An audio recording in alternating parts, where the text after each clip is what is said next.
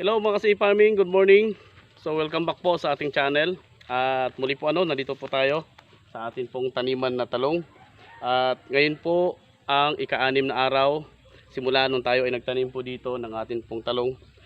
So usually ang ginagawa po natin mga ka-farming ay 5 days po simula sa pagtanim, 5 araw tayo po ay mag-aabono na. Pero binigyan mo natin ng oras yung atin pong may kapal linggo kasi kahapon, kaya hindi mo na tayo nag-abono.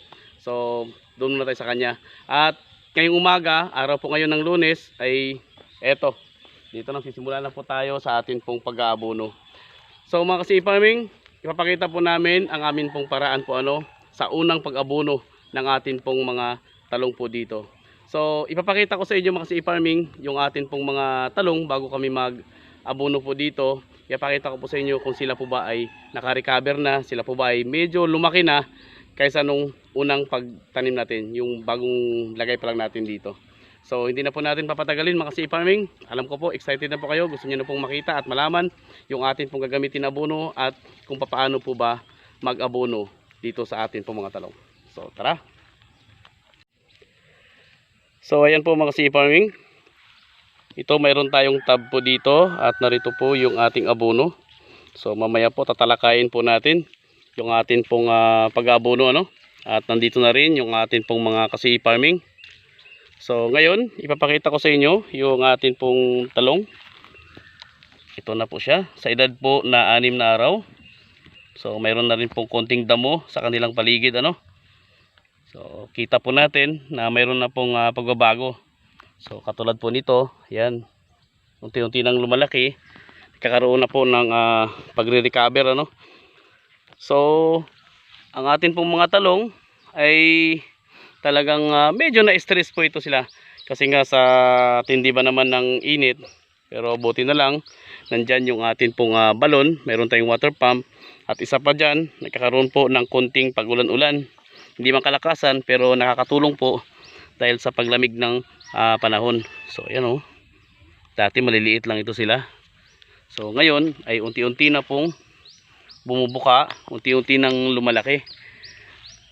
At sa pagkakataong ito nga, ika-6 na araw nila, ay magbibigay na po tayo ng pagkain dito sa ating mga talong. So nilagyan din natin ito ng konting pataba. Nagbasal tayo ng triple 14 bago tayo nagtanim Naglagay muna tayo ng 10 grams na bawat butas bago po lalagyan lupa at bago natin ilalagay yung atin pong mga talong. So ayan yung mga dating maliliit. At mapansin nyo mga ka-farming, yung kanilang mga unang dahon, ito siya. So medyo manilaw-dilaw na siya at ito na berde. So yan po yung mga palatandaan na sila ay naka-recover na. Hindi po sila nanilaw di sa taas. So ibig sabihin po yung kanilang ugat po dito ay medyo lumabas na. Hindi na sila nakahawak lang doon sa ating ginamit na lupa, yung sa pagpunla So nandito na yan yung iba. So habang papalaki kasi itong ating pong mga talong, ang ugat po nito ay palabas na ng palabas. So palawak na ng palawak. Makikita po natin yan kapag yung talong po natin ay bumubuka na yung kanyang dahon. So sabi nga po sa isang pag-aaral na kung gaano po kahaba o yung lapad ng dahon ay lawak niya, ay ganoon na rin po kahaba yung ugat po nito. So mga ka-farming, at balik na po tayo sa atin pong gagawin sa umagang ito. So ready na rin po yung ating pong mga ka-farming po natin. So ngayon, dahil yung laman po ng isang tab ay nasa siyam na balde. Itong laman po ng tab na ito.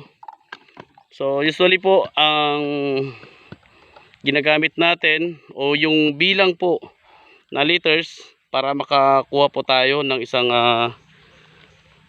lata ng sardinas na abono ay 16 liters. So katumbas po yan sa isang spray can ng knapsack o isang container o isang balde. So katulad po ng ganito, itong iba hindi naman po ito umabot na rin sa sa 16 liters. Ito medyo mas maliit ito. Pero usually mga ganung balde itim, yan na po yung ginagamit natin.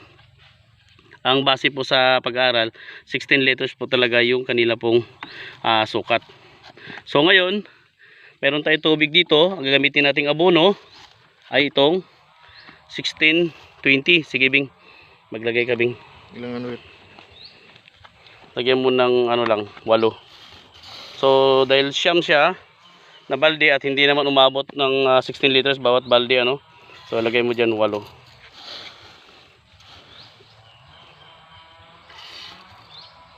So tandaan niyo po mga kasi farming, 16 liters po katumbas po ng isang latang sardinas na abono.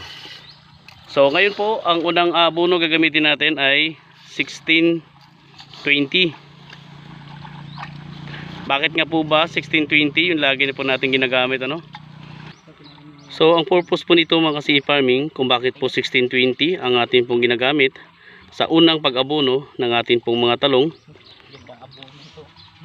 Ang 1620 po mga kasi farming ay mayroon po tayong nitrogen at phosphorus. So wala pa tayong potas po dito dahil ang atin pong mga talong ay wala pa naman pong bulaklak, wala pa naman pong bunga. So hindi pa po natin kailangan gamitin para sa atin pong mga talong. So ngayon ang ginagamit natin 1620 dahil ang kailangan po natin dito is yung pampaberde ng dahon, pampataba o pamparami ng ugat. So yung 16 po kasi, yan po yung nitrogen at yung 20 naman po, yan po ang phosphorus na para po sa ugat. Kapag mas malusog ang ugat ng atin pong mga talong, mas malaki ang puno, mas maganda ang pagbuka ng atin pong mga talong. Mas gaganda yung kanila pong dahon, mas magiging berde at mas dadami ang kanila pong suhi. Dahil nga po yung ugat nila ay malusog at marami, so mas maganda po ang kalabasan ng atin pong mga talong. So sa second application po natin, abang-abangan nyo rin po mga kasi farming yung amin pong pag-a-apply ng abono po dito. Ano nga ba ang ating susunod na ilalagay na abono po dito. So sa ngayon, ito, tutunawin na po, natunaw na dito yung 1620 ano, natunaw na. So medyo malamig po ito siya mga kasi farming sa kamay po natin. Yan. Yan po, konti na lang oh. Medyo malamig po ito siya. So ito po ay halo natin dito sa atin pong tubig. So yan, ilalagay dyan sa loob. Sige lang. Yan.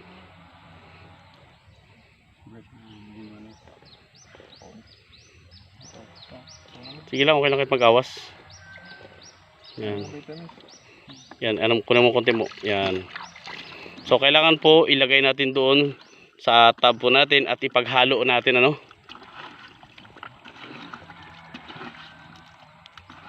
Mas mabisa po mga kasi farming na yung atin pong abono, lalo na ganito na medyo mainit, ay kailangan po natin idilig yung atin pong abono.